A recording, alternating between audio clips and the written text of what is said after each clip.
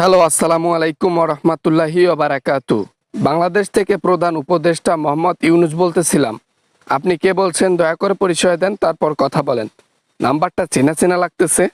Sir ওয়ালাইকুম আসসালাম ওয়া রাহমাতুল্লাহি ওয়া বারাকাতুহু। স্যার আমি হাসিনা বলতেছি স্যার। কিছু কথা বলবো স্যার। আপনার হাতে ধরি, আপনার পায়ে পড়ি স্যার।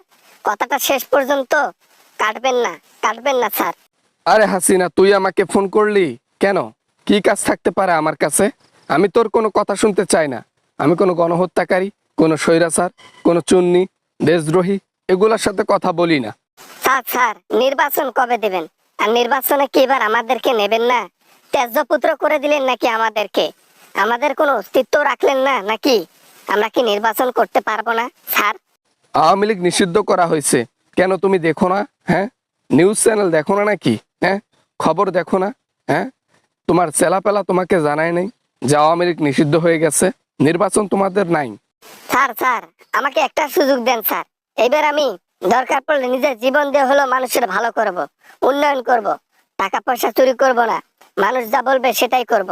আমি আমার নিজস্ব জীবন উন্নতি করার জন্য কিছু করব না। আমি বিনা স্বার্থে কাজ করে যাব, এমনকি বেতন পর্যন্ত নেব না। তাই নাকি? বারবার বারবার জনগণ পচা শামুকে পা কাটবে না, বারবার নারিয়া বেলতলায় যাবে না। একবার করেই যা ভুল করে, জনগণ তো অনেকবার ভুল করছে, এবার শুধরে গেছে। স্যার জনগণের ব্যাপারটা আমার উপর ছেড়ে দেন স্যার। জনগণকে ম্যানেজ করা ওয়ান টাইম ব্যাপার। একটা ভাষণ দেব, কান্নাকাটি করে দেখবেন যে জনগণ আমার প্রতি ইমোশনাল হয়ে গেছে এবং ইমোশনাল হয়ে আমাকে ভালোবাসতেছে। জনগণ আক্কাওয়ালা বাস দেওয়ার জন্য প্রস্তুত হয়ে আছে, আর তুমি বলো জনগণ তোমাকে ভালোবাসবে? যে জনগণের জীবন নিয়ে চলে গেছো, যে জনগণের টাকা পয়সা নিয়ে চলে গেছো, সেই জনগণের কাছে আবার ভালোবাসা চাও তোমার মতো হাসিনা? ওই যে বললাম আমি অভিনয়ের সেরা। আমি অভিনয় করে দরকার পড়লে জনগণের মন কেড়ে নেব। তারপর আমাকে একটা সুযোগ দেওয়া দরকার। ত্যায্য করে দিয়েন না স্যার।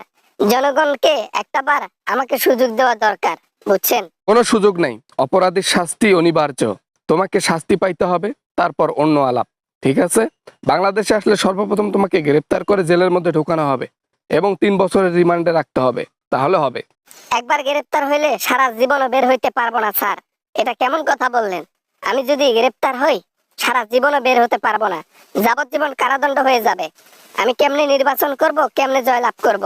হাজার হাজার মানুষকে উপরে পাঠাই দিয়া দেশ ছাড়লা হাসিনা, তুমি সেই হাসিনা বলতেছো যে তুমি দেশের মধ্যে ঢুকে নির্বাচন করবা? No chance, no chance. দেশের মধ্যে ঢোকার ট্রাইও করিও না। গুড বাই, ফোন রাখ বেডি।